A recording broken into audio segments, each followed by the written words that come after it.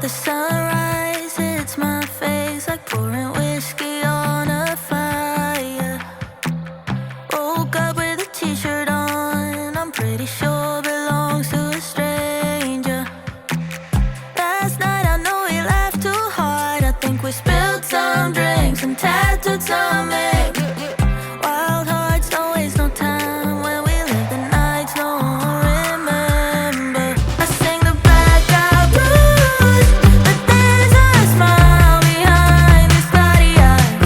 And I don't know about you, but I take chaos over boring every time. Hi everyone! Welcome back to another vlog. So ito yung second unit na interior nung unit owner and before na handle namin. So ipapakita ko sa inyo. This unit is around I think 32 or 38 square meters. And it's facing MOA. So makikita nito yung fireworks. Ipapakita ko rin sa inyo kung ano yung mga view na nandito. And kung ano yung ginawa ni unit owner sa unit niya. So itong unit na to, mabilisang vlog lang today dahil may booking na siya. So sa Airbnb, nilagay ko na siya and nabook siya. Alam nyo, yun ang napansin ko. Kapag yung unit ninyo is naka-interior, ayun, maganda yung pagka-set up, nabubook siya talaga. So, doon na lang sa Airbnb and then sa pag-market na lang ng unit. Kasi ang daming unit na magaganda. So, if ever, depende na lang sa pag-market ninyo. Yan. So, itutour ko na kayo para makita ninyo yung unit. So, yung unit is naka-smart lock. Then, yan. So, ang daming pinalitan dito sa unit na to. Like, for example, yung switch, pinalitan din. So, naghatid lang ako ng beddings dahil may mag-i-stay dito ngayon na 4 person. So, nag-ask sila. So, dito ko na lang ilalagay. Dito. Dito na lang.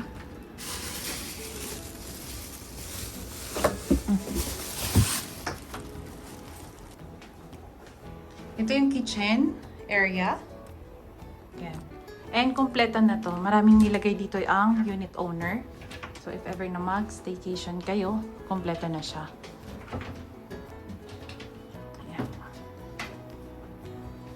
Microwave and may storage na rin dito sa taas. Ito yung ref niya. Yan. So dito sa side na to, nilagyan nila ng shoe rack. Ito yung bathroom area. Yan. So kompleto siya.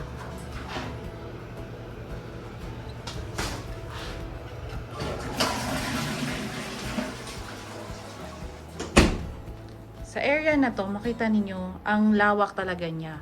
And naghanap kami ng mailalagay dito na halaman sa side na to.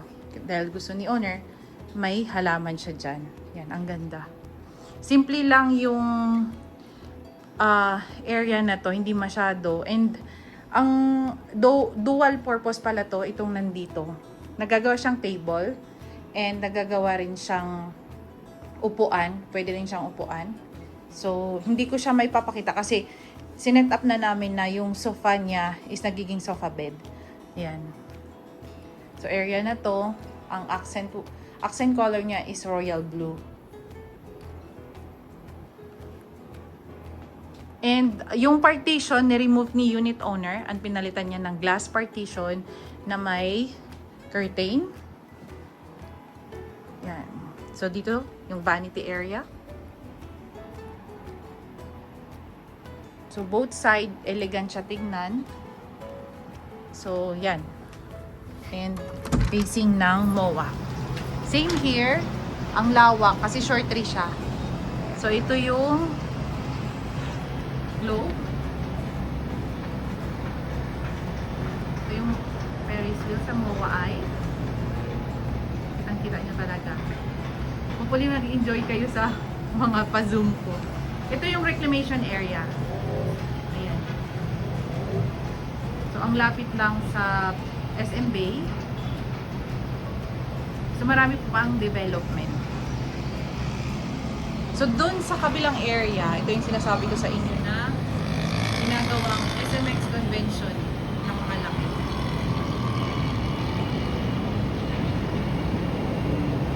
For the future. Harap lang siya ng C residences. So may mga binibenta kami dyan ng below market value lang. Reckless poets, every bad idea felt like it was fake. Told the moon our secrets, like the night would never see the break of day. Half a song left in my head, I think my wallet's gone and my battery's dead. Wild hearts don't really care when we can make the pain stay far away. I sing the blackout blues, but there's a smile behind these cloudy eyes. And I don't know about you, but I take chaos over boring every time, every shot, every damage that I do. And I do it all again and sing the blackout blues. So raise your glass and cheers to nothing left to lose. Oh,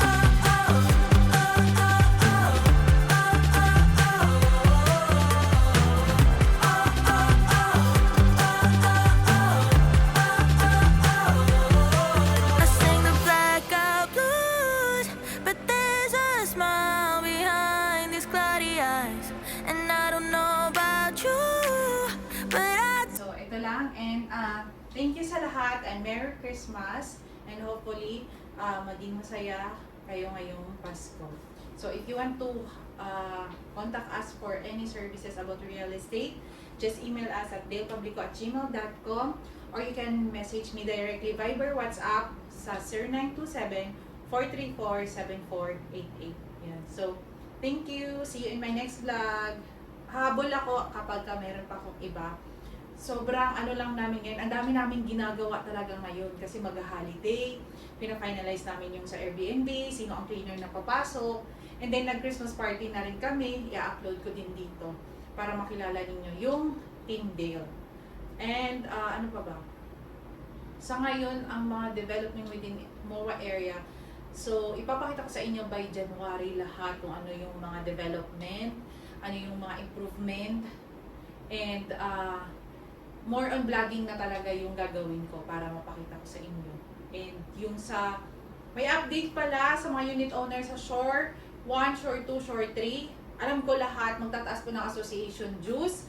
So if ever po, mag-ready po kayo ng additional payment para sa association dues. Yun lang. And thank you. See you in my next vlog. Bye! glass